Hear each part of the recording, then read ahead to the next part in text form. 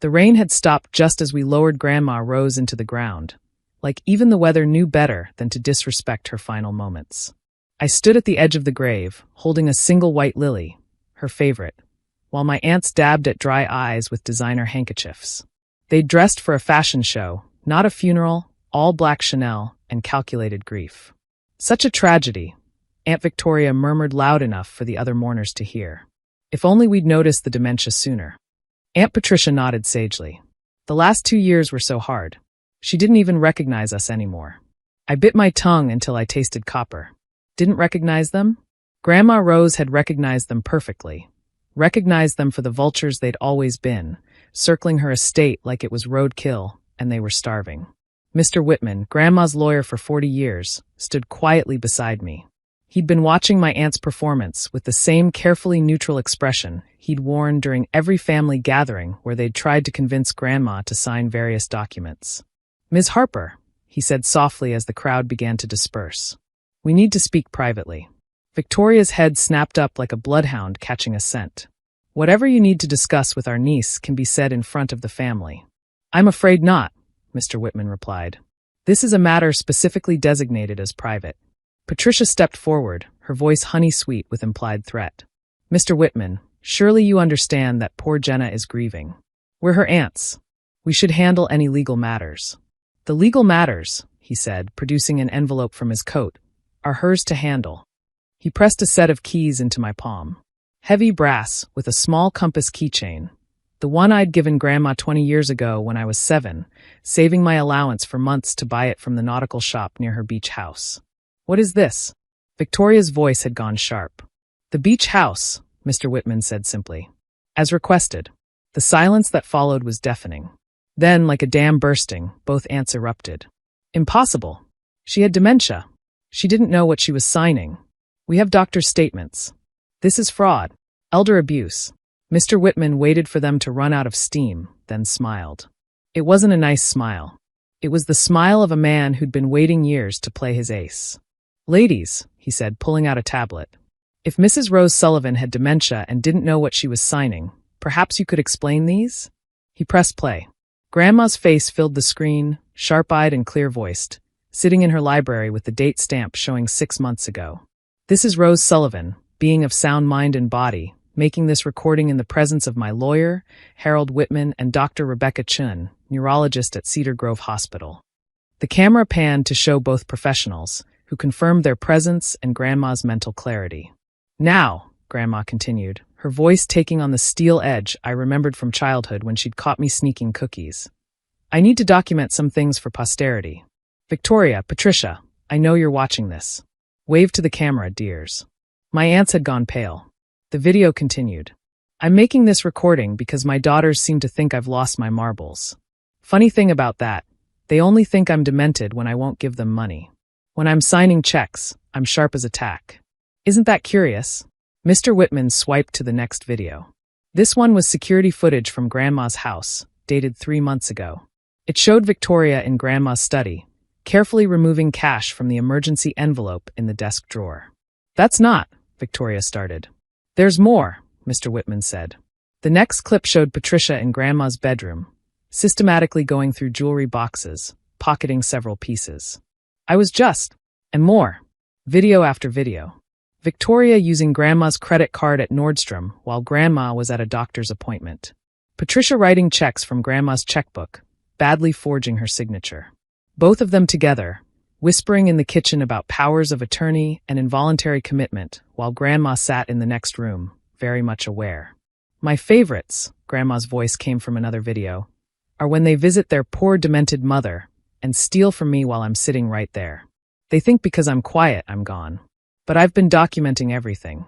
Every theft. Every lie. Every cruel word they thought I couldn't understand." The final video was dated just 2 weeks before Grandma's death. She looked tired but determined, sitting with Mr. Whitman and 2 other witnesses. "I, Rose Sullivan, being of sound mind as certified by Dr. Chin this morning. Hi, Rebecca, make sure to waive that cognitive test I aced. Do hereby leave my beach house and its contents to my granddaughter, Jenna Harper." Why? Because she's the only one who visited me without checking my wallet.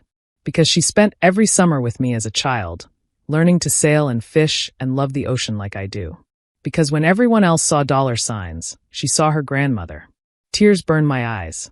I'd spent every weekend I could with Grandma, especially after Grandpa died. Not for inheritance, not for money, but because I loved her stories, her terrible jokes, her fierce independence.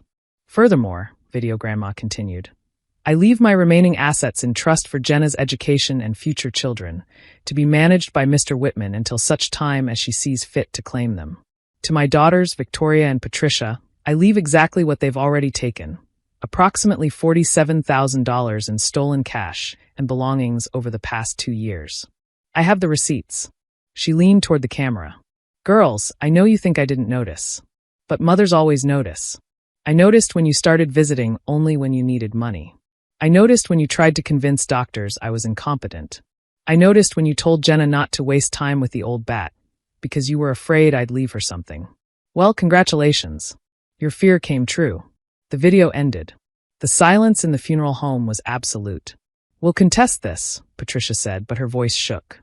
This is completely legal, Mr. Whitman finished.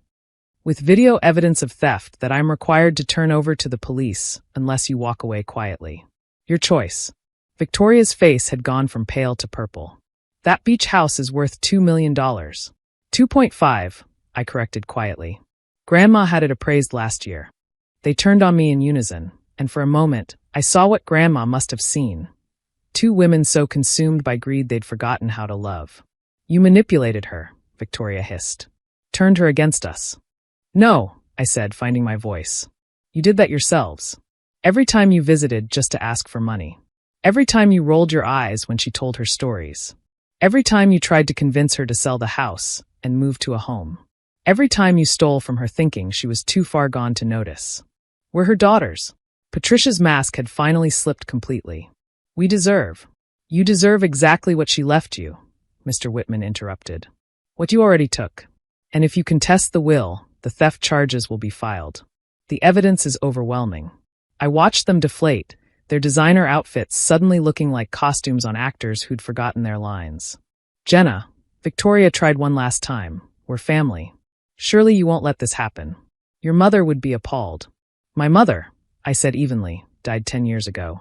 And if she were here, she'd be appalled at what you've become. She was nothing like you, and Grandma knew it. That's why she raised me after Mom died. That's why she taught me the difference between loving someone and loving their money. Mr. Whitman cleared his throat. There's one more thing. He handed me a letter, Grandma's handwriting clear on the envelope. For my little mermaid. I opened it with shaking hands. My dearest Jenna, if you're reading this, then I'm off on my next great adventure. Don't cry too much. You know I never liked tears at the beach house. Salt water belongs in the ocean, not on faces. I'm leaving you the house not because you're my granddaughter, but because you're the only one who ever understood what it meant. Not the money. Lord knows I never cared about that. But the sunrise coffees on the deck. The terrible fish we caught and pretended were delicious. The nights we watched storms roll in and felt safe together. Your aunts will rage. Let them. They chose their path long ago, and it led away from love and toward ledger books. You chose differently. You chose Saturday morning pancakes and helping me garden even when you had better things to do. You chose listening to an old woman's stories for the 100th time. You chose love. The house is yours, but more than that, the memories are yours. Make new ones. Fill it with laughter and children and terrible fish. Teach them to sail like I taught you. Tell them stories about their crazy great-grandmother who wasn't as demented as everyone thought. And when the sun sets over the water, pour a glass of that wine I pretended not to know you were sneaking. And remember that I loved you best. All my love. Grandma Rose. P.S. Check the compass room. Some treasures aren't meant for lawyers and video cameras. I was crying now, real tears that had nothing to do with inheritance and everything to do with loss. Mr. Whitman produced a handkerchief, of course he had won, and waited patiently while I pulled myself together. The compass room? He asked gently. Our secret place, I managed. In the beach house, where we kept our treasures from beach walks. My aunts were still standing there, frozen between rage and fear of prosecution. I almost felt sorry for them. Almost. Mr. Whitman, I said, please file whatever paperwork needs filing. I'll be at the beach house. Jenna, Victoria started. No. I turned to face them fully. You made your choices. Every visit you skipped, every birthday you forgot, every time you hung up on her when she just wanted to talk, those were choices. And now you get to live with them. I left them there, in that sterile funeral home with their grief as fake as their tears. The drive to the beach house took 2 hours, but I'd have driven for days. I needed to see it, to feel it, to believe it was real. The key turned smoothly in the lock, and the familiar smell of salt and cedar welcomed me home. Everything was exactly as I'd last seen it, down to the terrible clay sculpture I'd made in 3rd grade that Grandma had displayed like it was fine art. The compass room was really just a closet under the stairs where we'd kept our beach treasures, shells, smooth stones, the occasional piece of sea glass. But when I opened it, I found more than memories. Boxes of photos, every visit documented. Report cards she'd saved. The Mother's Day card I'd made her when I was 8, declaring her better than a mom. And in the back, a small wooden chest. Inside were her original wedding rings, the ones everyone thought had been lost. A stack of savings bonds in my name, dated from my birth. And a new compass, silver and pristine, with an engraving. For Jenna, who always helped me find my way home. Love, Grandma. I sat on the floor of that tiny room and cried until I couldn't anymore. Then I walked out onto the deck, where Grandma and I had watched thousands of sunsets, and opened the wine she'd pretended not to know about. To you, Grandma, I said to the waves. To treasures that can't be stolen. To love that can't be forged. To knowing the difference between visiting someone and loving someone. The sun set in spectacular fashion, painting the sky in colors that no designer outfit could match. Somewhere behind me, my aunts were probably consulting lawyers, plotting their next move. But they'd already lost the only thing that mattered. The chance to be loved by Rose Sullivan, who saw everything, forgot nothing, and left her real treasures to the only person who understood their value. The beach house was mine, but more importantly, the memories were mine. And just like Grandma promised, I'd fill it with new ones. But first, I'd finish this bottle of wine and tell the ocean all the stories she'd told me, keeping them alive in the salt air where they belonged. After all, Grandma Rose had taught me well. The best inheritance isn't what's in the will. It's what's in the heart.